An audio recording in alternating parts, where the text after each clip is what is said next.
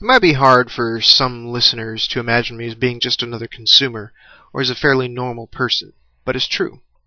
I know, I was shocked when I found out about it too. As I record this, I'm sitting in my kitchen, which has several trinkets adorning the few shelves. One is of a small bear holding a jar that reads honey. None of them are of Cthulhu, however.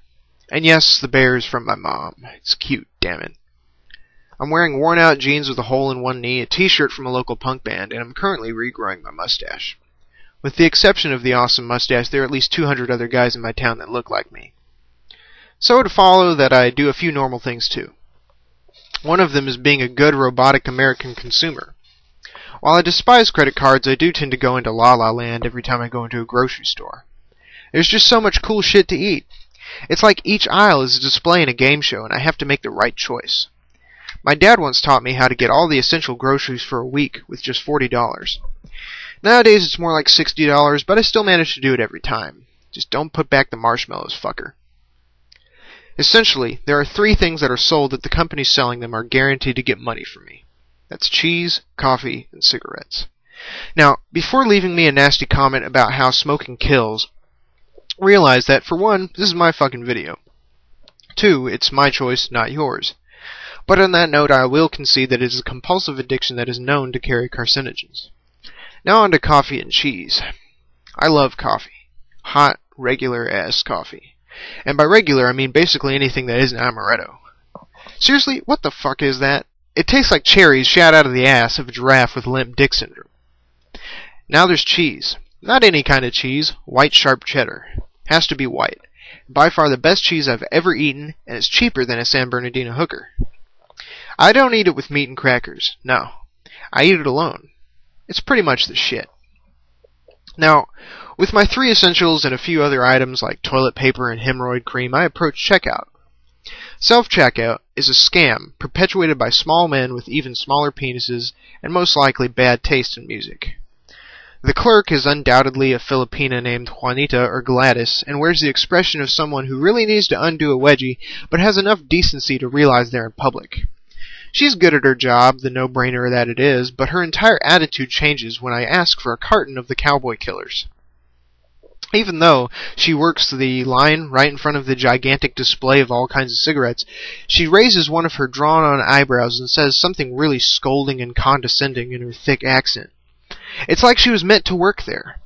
Each and every smoking customer gets a "you'll know that's bad for you," and walks away with the seeds planted for a nightmare involving foreign ladies with poorly drawn eyebrows chasing him down halls, pouncing on him, whipping him, and then proceeding to put out cigarettes on his nipples.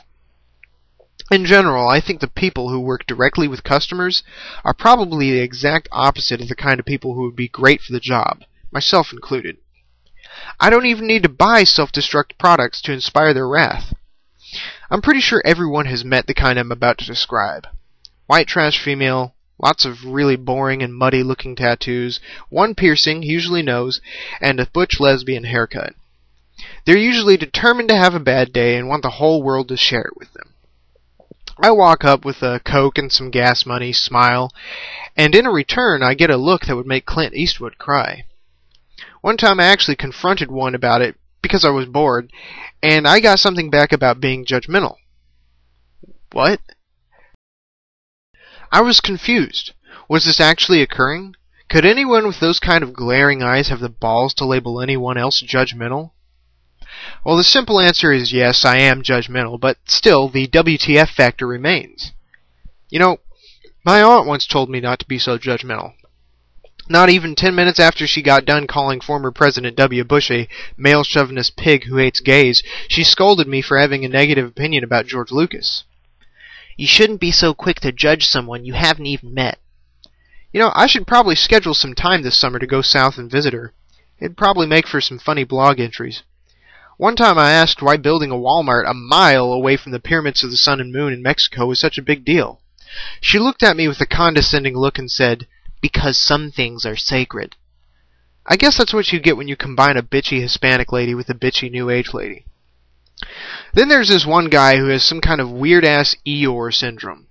Basically, he looks like an aging Star Wars fan, complete with stench and scraggly beard. Every time I get done with a transaction and tell him to have a nice day, he says, "I'll try to." What the fuck? One day I want to tell him the following. No, you will not try to have a nice day. Look at Hank. Hank either has a good day or he has a shit day. Maybe it's because he's gay. Have you ever considered that you're just too straight for this job? With the Force, there is no try. There is either do or do not.